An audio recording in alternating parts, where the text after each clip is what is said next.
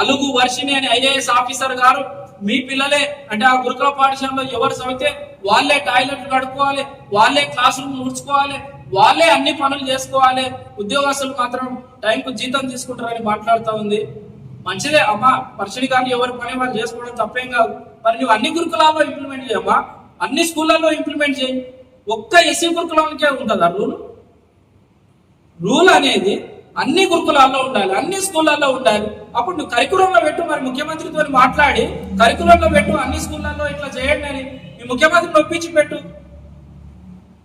కులవాదంతో అలుగు వర్షిణి గారు ఏదైతే నిరుపేద విద్యార్థులు ఊర్లలో ఉండి లేక తల్లిదండ్రులు వలసపోయి గురుకుల పాఠశాలలో పెడితే ఆడికి పంపించిన పిల్లల్ని రోడ్లు ఊడ్చమని, ఇల్లు ఊడ్చమని, అక్కడున్న క్లాస్ రూమ్ క్లీన్ చేయాలి. వెట్టి చాకిరి చట్టాలు ఎప్పుడైనా చదివిన అమ్మ, నీవు ఐఏఎస్ ఆఫీసర్ కదా, ఈ దేశంలో వెట్టి చాకిరి చట్టం ఏం చెప్తుందో తెలుసా అమ్మ?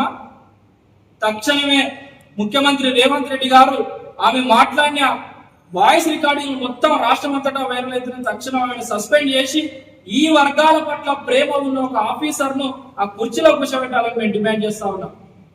మంచోషుడు గౌరవ డాక్టర్ ఆర్ఎస్ ప్రవీణ్ కుమార్ ఉన్నప్పుడు ఆ గురుకులాలు స్వర్ణయుగంలో ఉన్నాయి.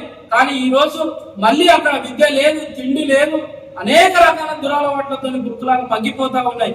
కాబట్టి తక్షణం ముఖ్యమంత్రి గారు వాళ్ళను దించి ఐఏఎస్ అలుగు వర్షిణి గారిని కొత్త ఐఏఎస్ ఆఫీసర్ ఆ పోస్ట్ లో రిక్రూట్ చేయాలని డిమాండ్ చేస్తూ ఈ మీడియా సమావేశాన్ని చేసిన ప్రింట్ అండ్ ఎలక్ట్రానిక్ మీడియా సోదరులకు అందరికీ కూడా పేరు పేరున ధన్యవాదాలు తెలియజేస్తూ ముగిస్తా ఉన్నాను.